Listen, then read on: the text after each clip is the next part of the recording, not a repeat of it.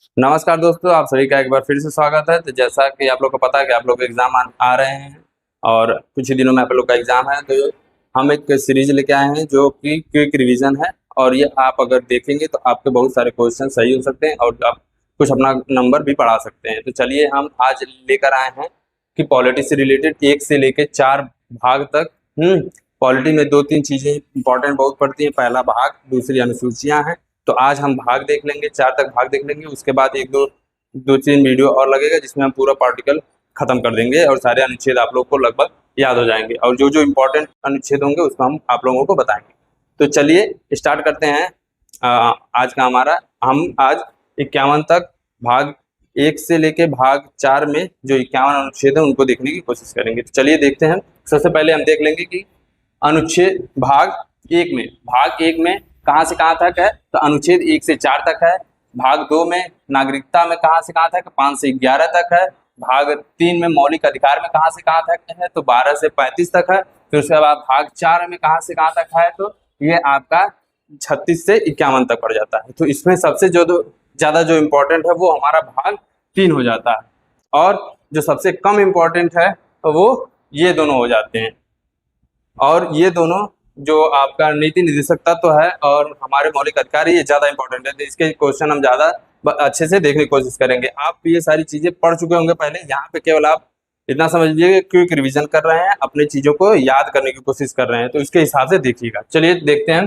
भाग 1 में है संघ और उसके राज्य क्षेत्र। भाग 1 में अनुच्छेद 1 से 4 तक है। पहले में क्या कहा जाता है कि भारत अर्थात इंडिया, भारत अनुच्छेद 1 में कहा गया है कि भारत का नाम क्या होगा। 2 में कहा गया है कि जो भारत के राज्य नहीं है उनको अगर भारत में मिलाना है तो उसके नियम जो बनाए गए हैं वो भाग अनुच्छेद 2 में किए गए हैं। फिर उसके बाद जो हम राज्य मिला लिए हैं उनका जो नाम चेंज करना है या फिर कुछ करना है तो वो अनुच्छेद 3 में आता है। और ये जो नियम बनेंगे, ये सारे नियम जो दूसरे और तीसरा जो नियम बनेगा, किसी चीज के भाग, किसी के नाम में चेंज करना है या फिर किसी की बाउंड्री में चेंज करना है, वो हम अनुच्छेद 4 के अंतर्गत कर लेंगे। इसमें एक चीज ध्यान देने वाली बात है कि संसद के साधारण बहुमत से ये चीजें हो सकती हैं, जरूरी नहीं है इसमें संविधान संशोधन किया जाए। ठीक ना, ये साधारण बहुमत से केवल साधारण नॉर्मल पास करके इसको किया जा सकता है। फिर उसके बाद हम भाग 2 देखते हैं। भाग 2 में क्या है, नागरिकता से रिलेटेड चीजें देखते हैं। तो नागरिकता अनुच्छेद 5 में परिभाषा दिया गया है नागरिकता की। उसके बाद 6 में दिया गया है कि भारत से पाकिस्तान से आए हुए लोगों को नागरिकता दी जाएगी कि नहीं दी जाएगी। फिर उसके बाद 7 में दिया है भारत से पाकिस्तान गए लोगों को। तो 6 में क्या है, भारत आए। 7 में क्या है, भारत से गए। और उसके बाद 8 में क्या है, जो विदेश में रह रहे हैं लोग, जो विदेश में रह रहे हैं उनकी नागरिकता के बारे में बताया गया है। फिर उसके बाद 9 में कहा गया है कि अगर आप विदेश में कोई नागरिकता ले रहे हैं तो वो आपकी नागरिकता भारत की खत्म हो जाएगी। 10वां है कि जब तक आप कोई ऐसा कार्य नहीं करते हैं जो देश विरोधी हो तब तक आपकी नागरिकता बनी रहेगी। फिर उसके बाद है कि ये 11 में बताया गया है कि जो भी नागरिकता से रिलेटेड कानून बनाए जाएंगे वो आपके किससे बनाए जाएंगे, अनुच्छेद 11 के आधार पे ही बनाए जाएंगे, वो संसद ही बनाएगी। तो जो भी नियम कानून बनेंगे नागरिकता से रिलेटेड वो संसद को ही सर्वोच्च संस्था मानी गई है। ठीक, उसके बाद फिर हम मौलिक अधिकार में देखते हैं। इसको थोड़ा सा याद करने की भी कोशिश करेंगे क्योंकि ये ज्यादा इंपॉर्टेंट पड़ जाता है, ये इंपॉर्टेंट है आपका, तो इसको याद भी करेंगे। तो सबसे पहले 12 में परिभाषा दिया गया है, राज्य की परिभाषा। 12 में राज्य की परिभाषा। 13 में यह दिया गया है कि राज्य के खिलाफ अगर कोई कानून है या फिर जो स्वतंत्रता के पहले जो कानून थे, अगर वो कोई गलत कानून है तो उनको खत्म कर दिया जाएगा स्वतंत्रता के बाद। तो ये मौलिक अधिकारों के विरुद्ध कानून अगर है तो उसको शून्य कर दिया जाएगा। फिर उसके बाद है 14 से 18 तक आपका समता का अधिकार है, समानता का अधिकार हो जाता है। 14 से 18 तक समानता का अधिकार हो जाता है। समानता के अधिकार में सबसे पहले होता है कि आपका पहला विधि के समक्ष समानता। तो विधि के समक्ष समानता में 2 चीजें हैं, विधि के समक्ष समानता और विधि का समान संरक्षण। तो विधि के समक्ष जो समानता है, विधि के समक्ष समानता वो ब्रिटेन से लिया गया है और जो विधि का समान संरक्षण है वो यूएसए से लिया गया है। तो ये आपको ध्यान रखना है कि विधि के समक्ष समानता ब्रिटेन से लिया गया है, समान संरक्षण कहाँ से लिया गया है, यूएसए से लिया गया है। फिर उसके बाद है 15 में कहा गया है 15 में कहा गया है लिंग जाति भेद के आधार पे, वंश जाति के आधार पे किसी चीज में भेदभाव नहीं किया जाएगा, किसी दोनों किसी लोगों के बीच में भेदभाव कोई नहीं किया जाएगा। फिर 16 में क्या है कि सरकारी नौकरियों में, 16 में हम याद करेंगे, 16 से सरकारी नौकरियां याद कर लेंगे। 16 सरकारी नौकरियों में कोई भेदभाव नहीं किया जाएगा धर्म, लिंग, जाति के आधार पे। फिर उसके बाद है 17 में अस्पृश्यता है, मतलब छुआछूत है। 17 में छुआछूत। 18 में उपाधियां दिया गया है, उपाधियों का अंत, मतलब कोई भी जैसे राय बहादुर, बहादुर शाह, ऐसे करके कोई भी अपनी उपाधि नहीं लगा सकता है, क्योंकि इसमें क्या है समाज में अंतर आने लगता है, कोई छोट बड़ा होने लगता है, इसलिए समानता की बात की जाती है। तो 18 में उपाधियां हैं। फिर उसके बाद 19 में 6 स्वतंत्रताएं हैं जिसमें हम स्वतंत्रता का अधिकार है। तो इसमें हम समझेंगे कि ये ज्यादा 19 सबसे ज्यादा इंपॉर्टेंट है, और इसको हम थोड़ा सा समझ लेते हैं कि कैसे है। तो सबसे पहले 19 एक के क में है बोलने का अधिकार, बोलने का अधिकार। फिर जब हम बोल लेंगे तो फिर उसके बाद हम अपनी सभा कर सकते हैं। बोलेंगे कहाँ पे? जहां पे कहीं सभा होगी तो वहीं पे बोलेंगे। तो सभा करने का अधिकार, सभा करने का अधिकार। फिर उसके बाद ग में है कि जब हम बोल लेंगे तो सभा कर लेंगे तो हमसे लोग, कुछ लोग प्रेरित होंगे तो हम एक संगठन भी बना सकते हैं। तो संगठन बनाने का अधिकार, संगठन बनाने का अधिकार। जब हम संगठन बना लिए अपना, तो अब संगठन, जो भी चीजें संगठन बन गई है, तो अब यहाँ से हम भ्रमण भी कर सकते हैं कि जाके कहीं इधर उधर घूम के लोगों को हम अपना बात समझा सकते हैं। तो घ में आपका है कि भ्रमण करने का अधिकार, भ्रमण, भारत में कहीं पे भी भ्रमण किया जा सकता है, कोई भी कहीं पे भी जा सकता है। फिर उसके बाद है अंगा में कि जब हम भ्रमण कर रहे हैं तो अगर कहीं हमें कोई चीज, कोई जगह अच्छी लगी तो हम वहां पे बस सकते हैं। तो बसने का अधिकार, बसने का अधिकार। फिर उसके बाद है च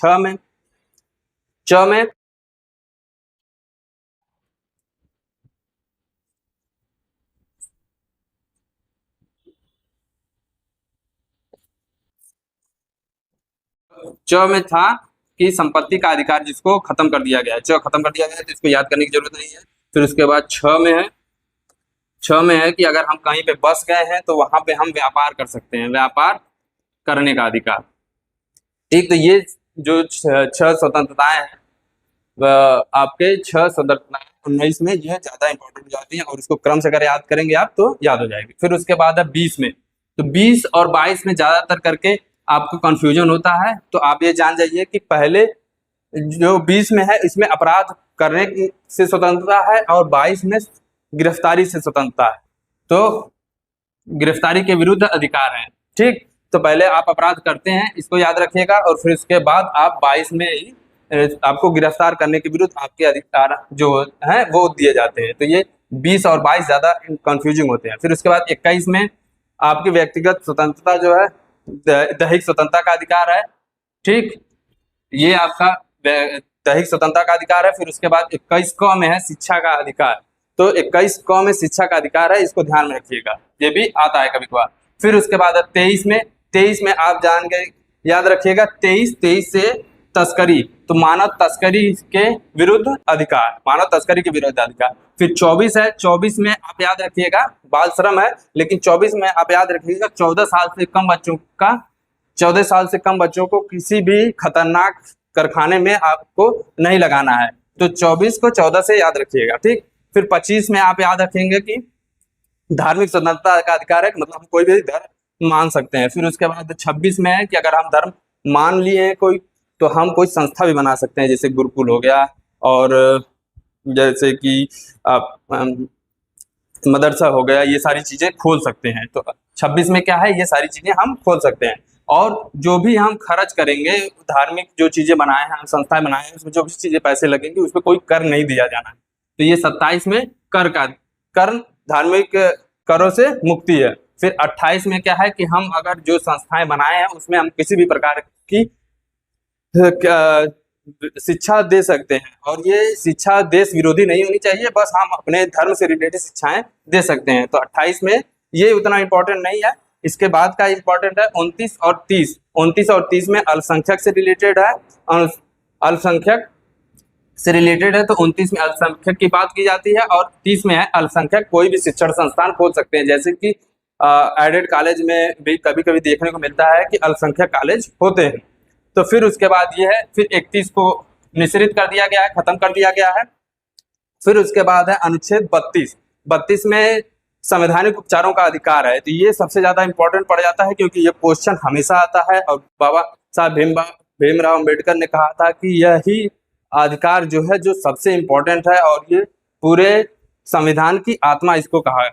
ठीक, तो ये है 32 में है संवैधानिक उपचारों का अधिकार। फिर 33 में है सशस्त्र बलों को, जैसे कि पुलिस हो गया या फिर आरपीएफ हो गया, सीआरपीएफ हो गया, जैसे कि आप लोग एग्जाम देने जा रहे हैं तो आप लोगों के जो मौलिक अधिकार होते हैं उनको पूरी तरीके से आपको नहीं दिया जा सकता है। उस पर क्या क्या रोक लगाई जाती है वो 33 में है। तो अपने वाले आप अगर यूपीपी का एग्जाम देने जा रहे हैं तो आपको ये याद रखिएगा 33 में आपके अधिकार सीमित कर दिए जाते हैं। फिर उसके बाद है 34 में, जिस क्षेत्र में मिलिट्री वगैरह रहती है वहाँ पे मार्शल लॉ लगता है, वहाँ पे कोई और कानून नहीं लगता है। तो ये 34 में मार्शल लॉ है। फिर 35 में है कि जो भी इससे रिलेटेड कानून होंगे वो संसद बनाएगी। तो हम देखते हैं कि जो लास्ट के जो भी अनुच्छेद है इसमें हो गया या फिर इसमें हो गया या फिर इसमें हो गया कि जो भी नियम है वो लास्ट वाला जो है आप कभी भी कोई भी आएगा, अगर 35 आ रहा है, 11 आ रहा है या फिर 4 आ रहा है तो आप यही कहेंगे कि संसद को अधिकार है बनाने का, नियम बनाने का अधिकार। ये हो गया। फिर उसके बाद हम आते हैं आपके भाग 4 में, राज्य के नीति निर्देशक तत्व में। इसमें भी कुछ चीजें हैं जो ज्यादा इंपॉर्टेंट है। उसमें है सबसे पहला कि 36 में परिभाषा दी गई है। तो ये याद रखने की बहुत जरूरत नहीं है क्योंकि ये बहुत कम ही क्वेश्चन पूछता है, लेकिन अगर जहां से स्टार्ट हो रहा है वहां से हम देख लेंगे कि परिभाषा पहले बताई गई है। फिर उसके बाद 37 में है कि आपका जो परिवर्तनीय नहीं है, कोई भी नियम जो इसमें दिया गया है राज्य के नीति निर्देशक तत्व में ये परिवर्तनीय नहीं है। मतलब कि आप सरकार के खिलाफ कोर्ट में नहीं जा सकते कि नहीं हमको ये अधिकार देना ही है। ये सरकार के मंशा के ऊपर है कि आपको अधिकार देगा या नहीं देगा ये सारे अधिकार, लेकिन ये सारे अधिकार परिवर्तनीय है। आप अगर आपको अधिकार ये नहीं मिल रहा है तो आप कोर्ट में जा सकते हैं, इसके खिलाफ आप कोर्ट में नहीं जा सकते। तो पहली बात ये हो गया। फिर 38 इसमें सबसे इंपॉर्टेंट हो जाता है। 38 में किसी की चीजों का उल्लेख किया गया है, सामाजिक, आर्थिक और राजनीतिक न्याय की बात की गई है। तो ये तीनों याद रखने की बहुत बड़ी जरूरत है क्योंकि इसी से क्वेश्चन पूछता है। इसमें कभी कभी आर्थिक के जगह पे धार्मिक दे देगा और सामाजिक के जगह पे धार्मिक दे देगा या फिर ऐसी चीजें करके पूछ लेता है कि इसमें आर्थिक है कि नहीं है। तो इसमें सामाजिक, आर्थिक और राजनीतिक न्याय की बात की जाती है। फिर 39 में है राज्य के नीति निर्देशक तत्व के जो सिद्धांत हैं अलग अलग कि क्या क्या सिद्धांत बनाए जाएंगे, वो उसी के अंतर्गत 39 क में है कि निःशुल्क विधिक सहायता। तो 39 क ज्यादा इंपॉर्टेंट हो जाता है, इसमें निःशुल्क विधिक सहायता। फिर 40 में ग्राम पंचायत, 40 में ग्राम पंचायत, ये आपको याद रखना है कि 40 क्या है ग्राम पंचायत। 41 में है काम और शिक्षा में लोक सहायता, तो 41 में लोक सहायता।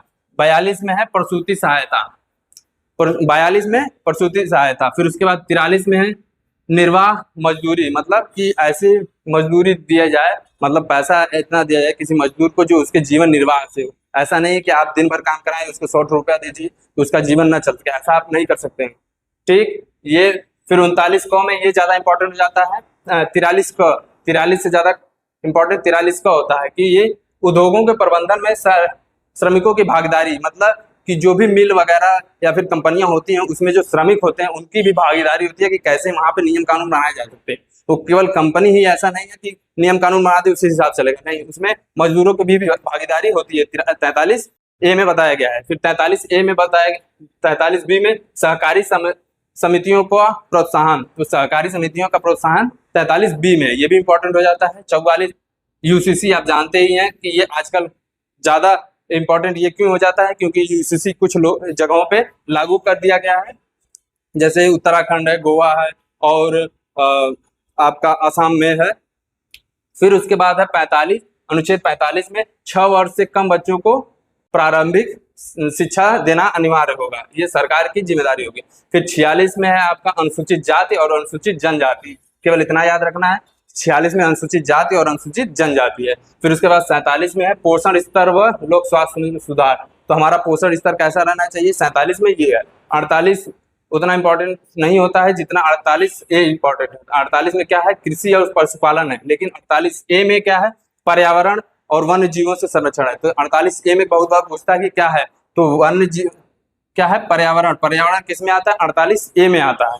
ठीक। फिर उसके बाद 49 में राष्ट्रीय महत्व की जो चीजें हैं उसका हम संरक्षण किया जाएगा। फिर उसके बाद है 50-50-50 है, 50-50 50-50। तो 50-50 को हम ऐसे देख सकते हैं कि न्यायपालिका को कार्यपालिका से 50-50 अलग कर दिया जाएगा, इसका पृथक्करण। तो 50 में पृथक्करण है। फिर उसके बाद है 51 में, लास्ट में हम देखेंगे अंतर्राष्ट्रीय सुरक्षा को हम बना के रखेंगे, अंतर्राष्ट्रीय शांति को बना के रखेंगे, कोई ऐसी चीजें ना हो जो अंतर्राष्ट्रीय शांति को बाधा पहुंचाती है। ये चीजें हो गई। तो इसमें हम देख लेते हैं कि जो मोस्ट इम्पोर्टेंट है, जैसे मान लीजिए आप लास्ट टाइम में देख रहे हैं वीडियो, तो आपके लिए मोस्ट इम्पोर्टेंट क्या हो जाएगा, तो उसको हम आपको टिक लगा देते हैं। आप बस इन चीजों को जरूर से ध्यान रख लीजिएगा। कुछ चीजें हैं जिसमें मोस्ट इम्पोर्टेंट में आपका हो जाता है भाग अनुच्छेद 1 हो जाता है। फिर उसके बाद हो जाता है आपका अनुच्छेद 11। अनुच्छेद 11 के बाद है फिर उसके बाद आपका 17, फिर 16 में कभी कभार पूछता है। फिर उसके बाद 19 के जो हमने 6 अनुच्छेद बताए आपके, वो इम्पोर्टेंट हो जाता है। फिर उसके बाद इसमें से 2-3 इम्पोर्टेंट हो जाते हैं, ये तीनों इम्पोर्टेंट हो जाते हैं। और कभी कभी ये कंफ्यूजन देने के लिए तो आपका स्वतंत्रता का अधिकार का सारी टॉपिक इम्पोर्टेंट है। फिर उसके बाद ये इसमें 24वां, फिर उसके बाद इसमें 27 पूछता है, कर मुक्ति वाला पूछता है ज्यादा करके। फिर इसमें 29-30 दोनों पूछता है, ज्यादा करके 29 पूछता है। फिर उसके बाद 32 पूछता है, और इसमें से कोई क्वेश्चन नहीं आते हैं, ज्यादातर करके इससे क्वेश्चन नहीं आते हैं। फिर उसके बाद है 36 में राज्य की परिभाषा। क्वेश्चन जब भी पूछता है कि राज्य की परिभाषा, तो राज्य की परिभाषा 2 जगह दी है, यहाँ पे, लेकिन ये इंपॉर्टेंट है तो आप 36 लगाएंगे, क्योंकि ये 36 पूछता है। और ये 38 हमने बताया है कि ज्यादा इंपॉर्टेंट है, तो 38 में ये तीनों चीजें आप ध्यान में रखेंगे। फिर 38 के बाद है फिर 39 को इम्पोर्टेंट है, 40 इंपॉर्टेंट है, फिर 42 इंपॉर्टेंट है, 43 को इम्पोर्टेंट है, फिर 43 भी इंपॉर्टेंट है, 44 इंपॉर्टेंट है, फिर 47 इंपॉर्टेंट है, 47 के बाद 48 ए इम्पॉर्टेंट है, फिर उसके बाद 50 इंपॉर्टेंट, 51 तो आप लास्ट में याद करेंगे। ये इतना इंपॉर्टेंट है, इतना आपको आना ही चाहिए। तो ये आज के भाग 4 तक हुए हैं। आगे हम आपको और भी वीडियो ऐसे प्रोवाइड कराते रहेंगे, जिससे आपका अनुच्छेद जो है वो 2-4 दिन में सब कवर हो जाएगा, जिससे आप एक क्विक रिवीजन करके आप जा सकते हैं। तो बने रहिए हमारे YouTube चैनल पे ऐसे ही, और धन्यवाद।